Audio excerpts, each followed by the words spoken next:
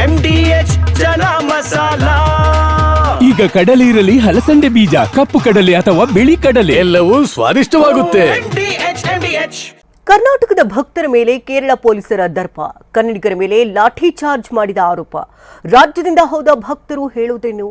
ಅಸಲಿಗೆ ಅಲ್ಲಿ ನಡೆದಿದ್ದಾದ್ರೂ ಏನು? ಇದೆಲ್ಲವನ್ನು ನೋಡೋಣ ಅಯ್ಯಪ್ಪನ ಗಲಾಟೆ ನ್ಯೂಸ್ ಟಾಪ್ನಲ್ಲಿ. ಅಯ್ಯಪ್ಪ ಕೇರಳದ ಶಬರಿಮಲೆಯಲ್ಲಿ ನೆರೆಯೂರಿರುವ ಧರ್ಮಶಾಸ್ತ್ರ. ಇದೇ ಧರ್ಮಶಾಸ್ತ್ರನ ದರ್ಶನಕ್ಕೆ ರಾಜ್ಯದಿಂದಲೂ ಲಕ್ಷಾಂತರ ಭಕ್ತರು ಹೋಗ್ತಾರೆ. ಅದರಲ್ಲೂ ಸಂಕ್ರಾಂತಿ ಸಮಯದ ಮಕರ ಜ್ಯೋತಿ ದರ್ಶನಕ್ಕೆ ಲಕ್ಷಾಂತರ ಭಕ್ತರು ಹೋಗ್ತಾರೆ. ಇವತ್ತೇ ಜ್ಯೋತಿ ದರ್ಶನ ಆಗ್ತಾ ಇದ್ದು ರಾಜ್ಯದ ಜಿಲ್ಲೆಯಿಂದಲೂ ಭಕ್ತರು ಹೋಗಿದ್ದಾರೆ. ಹೀಗೆ ಶಬರಿಗೆ ಹೋಗಿದ್ದ ಭಕ್ತರಿಗೆ ಅರ್ಧ ದಾರಿಯಲ್ಲೇ ಶಾಕ್ ಎದುರಾಗಿದೆ. ಕರ್ನಾಟಕದ ಅಯ್ಯಪ್ಪ ಮಾಲಾಧಾರಿಗಳ ಮೇಲೆ ಕೇರಳ ಪೊಲೀಸರು ದಬ್ಬಾಳಿಕೆ ಮಾಡಿದ್ದಾರೆ. ಶಬರಿಮಲೆಯಿಂದ 50 ಕಿಲೋಮೀಟರ್ ದೂರದಲ್ಲಿ ವಾಹನ ತಡೀತಾ ಇರುವ ಪೊಲೀಸರು ವಾಹನ ನಿಲ್ಲಿಸಿ ಕೇರಳ ಬಸ್ನಲ್ಲಿ ದುಡ್ಡು ಕೊಟ್ಟು ಹೋಗಿ ಅಂತಿದ್ದಾರಂತೆ.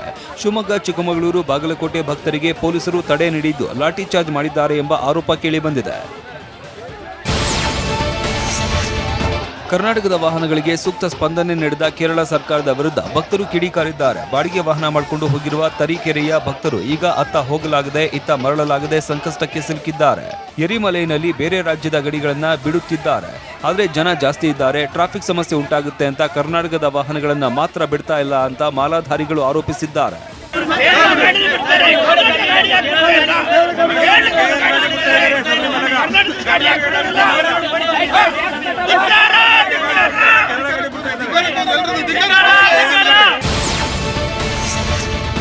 ಶಬರಿಗಿರಿ ಇನ್ನು 60 ಕಿಲೋಮೀಟರ್ ದೂರ ಇರುವಾಗಲೇ ಕರ್ನಾಟಕ ನೋಂದಣಿಯ ವಾಹನಗಳನ್ನ ಕೇರಳ ಪೊಲೀಸರು ತಡೆದಿದ್ದಾರೆ.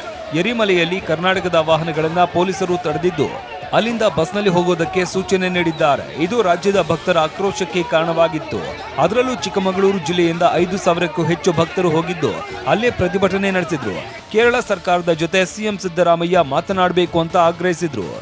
ಕೇರಳ ರಾಜ್ಯ ಸರ್ಕಾರಕ್ಕೆ ಒಂದು ಮನವಿ, ಕರ್ನಾಟಕದಿಂದ ಬಂದಂಥ ಸ್ವಾಮಿಗಳನ್ನ ಎಲ್ಲರನ್ನೂ ಎರಿಮಲೆಯಲ್ಲಿ ಈ ಥರ ನಿಲ್ಲಿಸ್ಕೊಂಡು ಸ್ವಾಮಿಗಳು ಯಾರನ್ನೂ ಸಮೇತ ಗಾಡಿಗಳು ತಂದು ಹೋಗ್ಲಿಕ್ಕೆ ಬಿಡ್ತಾ ಇಲ್ಲ.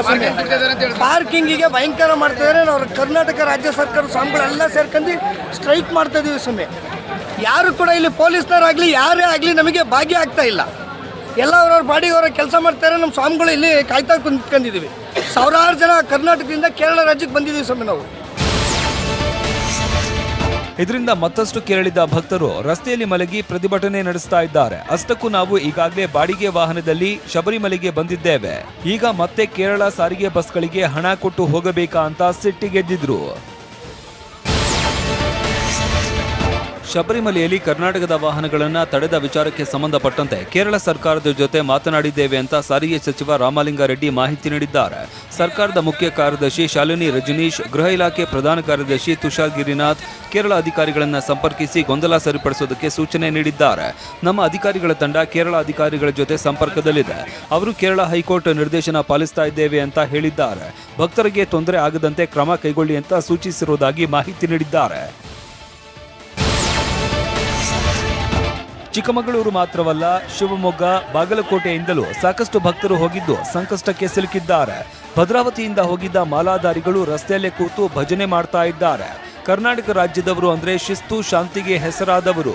ಆದರೂ ಕೇರಳದವರು ಹೀಗ್ಯಾಕೆ ಮಾಡ್ತಾ ಇದ್ದಾರೋ ಅಂತ ಕಾನೂನು ಸಚಿವ ಎಚ್ ಕೆ ಪಾಟೀಲ್ ಹೇಳಿದ್ದಾರೆ. ಕೇರಳದವ್ರು ಹೆಂಗೆ ಮಾಡಕತ್ತಾರೆ ಭಾಳ ಆಶ್ಚರ್ಯ ಅನ್ನಿಸ್ತದೆ.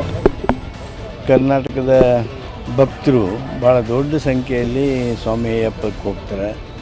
ಆಮೇಲೆ ಶಿಸ್ತು, ಶಾಂತಿಗೆ ಭಾಳಷ್ಟು ಹೆಸರಾದವರು. ಕೇರಳದಲ್ಲಿ ಆನೆ ದಾಳಿಯಾದರೂ ಕರ್ನಾಟಕದಿಂದ ಪರಿಹಾರ, ಮಳೆ ಹಾನಿಯಾದರೂ ರಾಜ್ಯದಿಂದ ಪರಿಹಾರ, ಅಕ್ರಮ ಮನೆಗಳಿಗೂ ರಾಜ್ಯದ ನೆರವು, ಹೀಗೆ ಎಲ್ಲಾ ನೆರವು ನೀಡ್ತಾ ಇದ್ರು. ಕೇರಳ ಮಾತ್ರ ಮಲಯಾಳಂ ಭಾಷಾ ಹೇರಿಕೆ ಆರಂಭಿಸಿತ್ತು. ಈಗ ಅಯ್ಯಪ್ಪ ಭಕ್ತರ ಮೇಲೂ ಸವಾರಿ ಮಾಡಿ ದರ್ಪ ತೋರ್ತಾ ಇದೆ. ವಾಹ್, ಯಾಕೆ ಈಗ ಬಂತ ಸ್ವಾದ? ಖಂಡಿತ ಈಗ ಬಂತು ಅಸಲಿ ಸ್ವಾದ. MDH chunky chaat masala life ಅಲ್ಲಿ ಅಸಲಿ ಸ್ವಾದ ತರುತ್ತೆ. ಅಸಲಿ ಮಸಾಲ, MDH.